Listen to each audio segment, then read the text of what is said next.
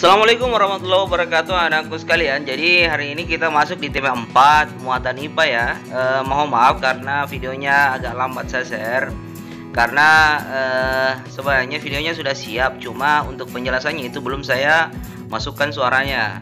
Jadi saya tadi di sekolah seharian full karena ada kegiatan di sekolah. Jadi baru malam ini saya bisa memberikan penjelasan tentang video yang sudah saya buat ini.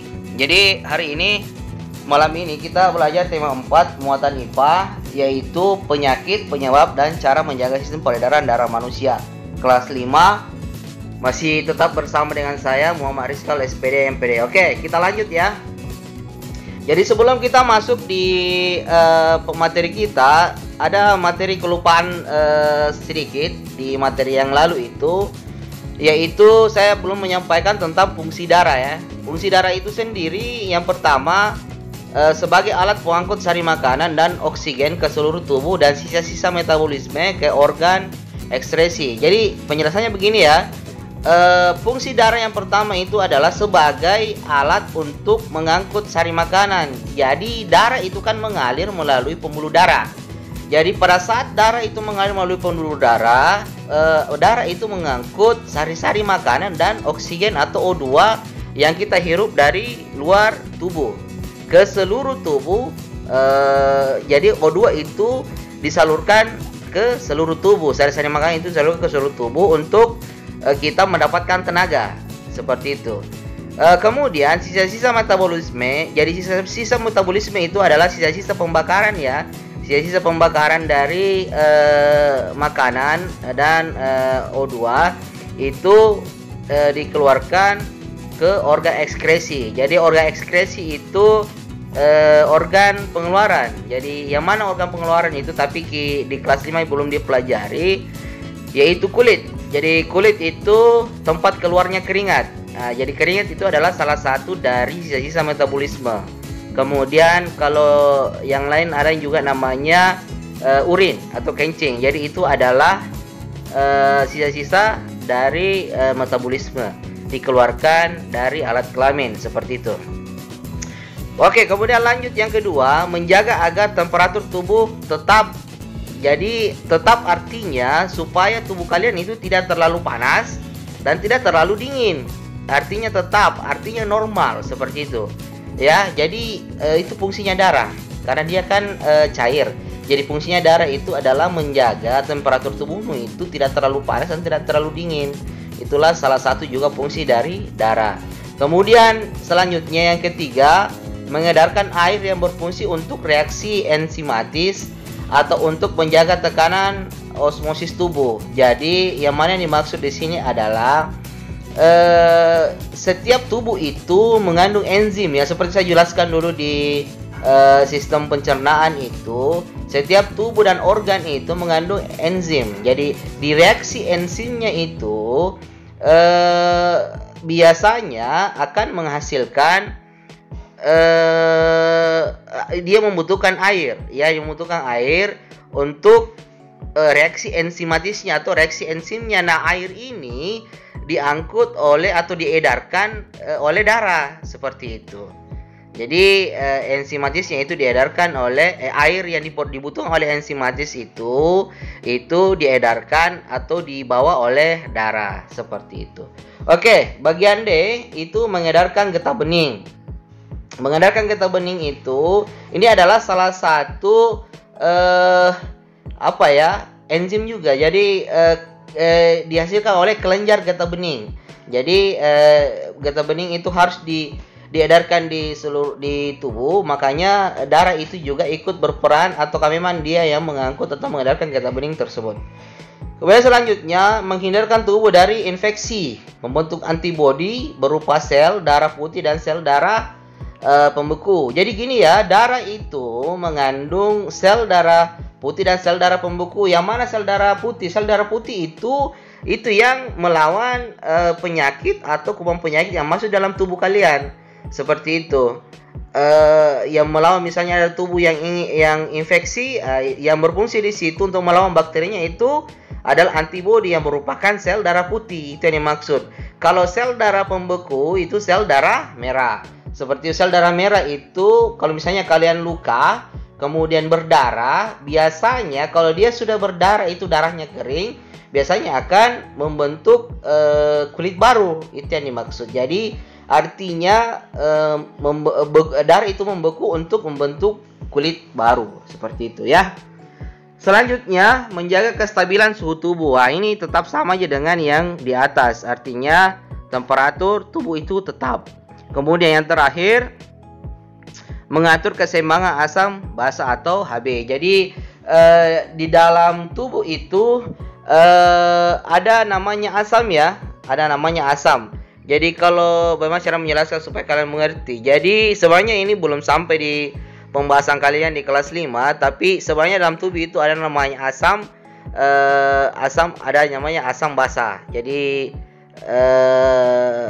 nantilah saya jelaskan, karena meskipun saya jelaskan juga belum waktunya untuk dijelaskan. Jadi intinya itu fungsi darah yang paling perlu kalian tahu itu adalah mengangkut sari makanan dan oksigen ke seluruh tubuh dan membawa sisa metabolisme ke organ ekskresi. Itu saja yang perlu kalian tahu. Yang sering misalnya ada pertanyaan di soal apa fungsi darah? Fungsi darah adalah untuk membawa sari-sari makanan dan oksigen ke seluruh tubuh. Itu saja. Itu kalau saya itu sudah saya benarkan ya. Oke. Lanjut. Kemudian kita masuk di materinya, yaitu penyebab dan jenis penyakit. Gangguan pada organ peredaran darah manusia dapat terjadi karena non keturunan dan keturunan. Jadi ada dua, non keturunan dan keturunan. Biasanya gini, yang apa yang dimaksud non keturunan dan keturunan itu adalah kalau keturunan biasanya penyakit organ peredaran darah itu turunan dari orang tua kita. Itu namanya keturunan. Biasanya dibawa sejak lahir. Non keturunan itu adalah bukan turunan dari orang tua kita, tapi kita dapatkan pada saat kita hidup. Jadi itu biasanya terjadi karena pola hidup yang salah. Itu yang maksud non keturunan. Kemudian lanjut. Gangguan pada organ peredaran darah non keturunan dapat disebabkan oleh pola hidup dan makanan yang tidak sehat. Misalnya terlalu sering mengonsumsi makanan berlemak tinggi dan makanan berkadar kolesterol tinggi. Berikut ini berupa beberapa contoh gangguan organ pencernaan darah manusia non keturunan ya, yang didapatkan dari pola hidup kalian yang tidak sehat. Itu yang dimaksud. 1. Anemia. Anemia itu adalah gangguan disebabkan rendahnya kadar Hb atau hemoglobin dalam darah. Rendahnya kadar Hb dapat disebabkan makanan yang dikonsumsi kurang mengandung zat besi. Ciri-ciri penderitanya adalah mudah lelah dan sering merasa pusing. Ada orang sering mengatakan, kalau saya sudah jongkok berdiri itu biasanya pusing-pusing. Seperti itu. Itu ada dua kemungkinan ya, ada dua kemungkinan juga, ada anemia, ada juga hipertensi. Tapi nanti kalau anemia itu berarti tekanan darahnya ataukah rendahnya kadar Hb atau hemoglobin dalam darahnya. Kalau hipertensi tekanan darahnya yang tinggi. Seperti itu. Lanjut yang kedua, tekanan darah rendah. Hipotensi ini kalau hipotensi lain lagi. Kalau hipotensi itu lawannya dari tekanan darah tinggi, hipertensi. Jadi tekanan darah rendah itu gangguan ini disebabkan terjadinya penurunan tekanan darah. Karena darah itu kan mengalir, dia memiliki tekanan di setiap pembuluh. Seperti itu. Jadi tekanannya itu sudah terukur. Jadi kalau dia terlalu rendah akan menyebabkan hipotensi. Tapi kalau dia terlalu tinggi menyebabkan hipertensi. Biasanya kalau hipertensi itu tekanan darah tinggi itu akan lebih parah ataukah lebih berbahaya, karena biasanya kalau tekanan darah terlalu tinggi biasanya akan merusak dan melubangi pembuluh darah. Itu yang dimaksud. Oke, kemudian selanjutnya tekanan darah tinggi ini yang dimaksud dengan hipertensi. Gangguan ini disebabkan naiknya tekanan darah yang diantaranya diakibatkan oleh penyempitan pembuluh darah. Seperti itu. Jadi karena seperti selang ya, kalau misalnya ada air yang mengalir, kemudian salah satu selang kamu injak, otomatis di bagian selang yang lain itu yang ada airnya itu tekanannya akan menjadi tinggi. Seperti itu, dan bisa-bisa akan merusak selang. Jadi kalau misalnya contohnya ada selang misalnya bocor, kita injak bagian depannya, otomatis biasanya kalau dia normal jalannya itu tidak airnya tidak keluar meskipun bocor, tapi pasti kita injak di depan, artinya jalannya air kita sumbat atau artinya selangnya kita sempitkan semaharnya membuluh darah, maka akan keluar air di lubang karena tekanannya akan menjadi tinggi. Itu yang dimaksud. Selanjutnya kanker darah, leukemia. Gangguan ini disebabkan sel-sel darah putih yang memperbanyak diri tanpa terkendali dan mengakibatkan sel darah putih ini memakan sel darah merah. Jadi dalam tubuh kita itu ada sel darah putih dan ada sel darah merah. Tapi sebenarnya gini ya, semua darah itu berwarna merah, tapi di dalam selnya itu ada namanya sel darah putih. Tapi sebenarnya bukan warnanya yang warna putih, tapi namanya sel darah putih. Itu kalau terlalu banyak maka itu bisa juga merusak sel darah merah karena dia tinggal dalam satu cairan yang namanya darah. Cuma bisa dilihat atau dipisahkan bentuknya itu melalui mikroskop seperti itu.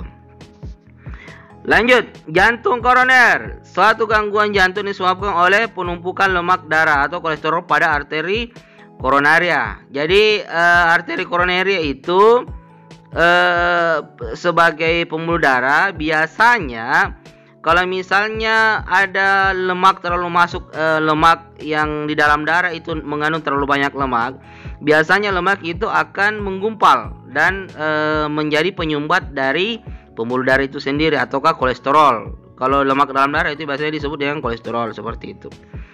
Orang tua kalian lebih tahu lah kalau yang masalah seperti ini, karena rata-rata orang ini adalah penyakit yang biasanya kalau kolesterol tinggi itu biasa kalau sudah agak tua dan ceritanya makanannya tidak terjaga, biasanya itu kurang bisa mengontrol yang namanya kolesterol, seperti itu. Tapi sebentar ada penjelasannya cara menjaganya supaya tidak terkena. Kita lanjut ya. Penyebab dan jenis penyakit. Ya, jadi beberapa faktor berikut ini beberapa faktor gangguan peredaran darah karena faktor keturunan. Jadi tadi itu non keturunan. Jadi sekarang kita beralih di keturunan.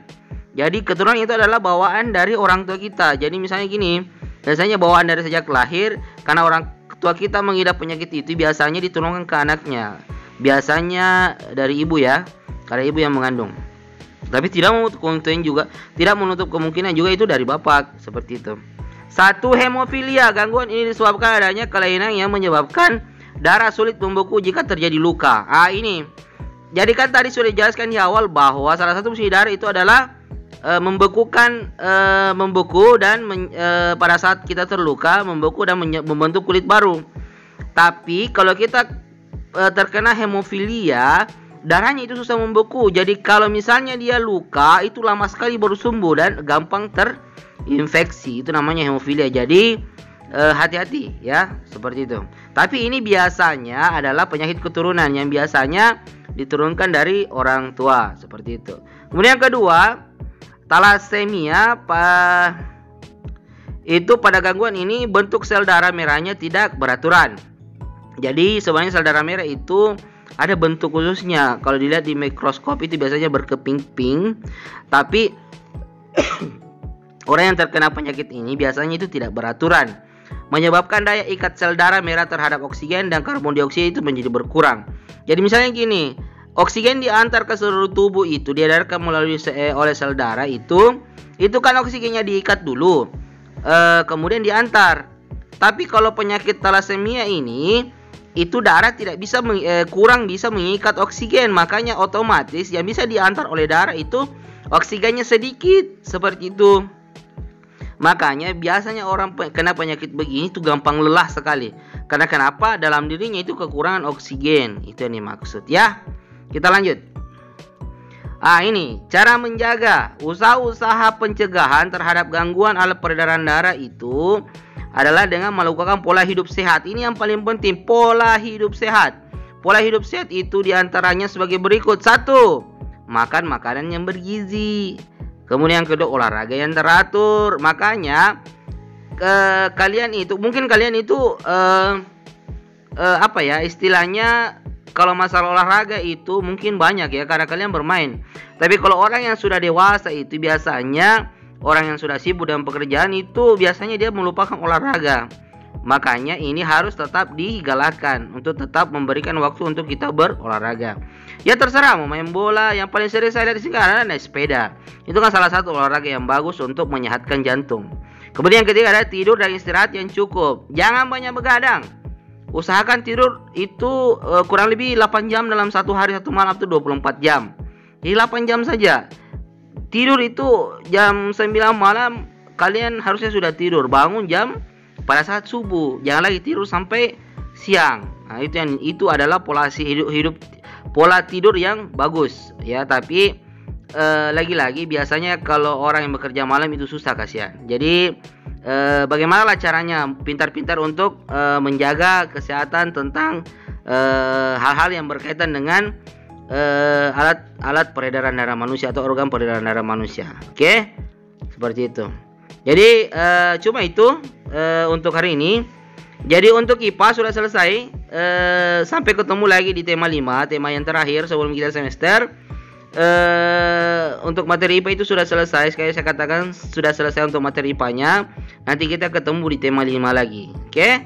Wabillahi taufiq wal hidayah. Assalamualaikum warahmatullahi wabarakatuh.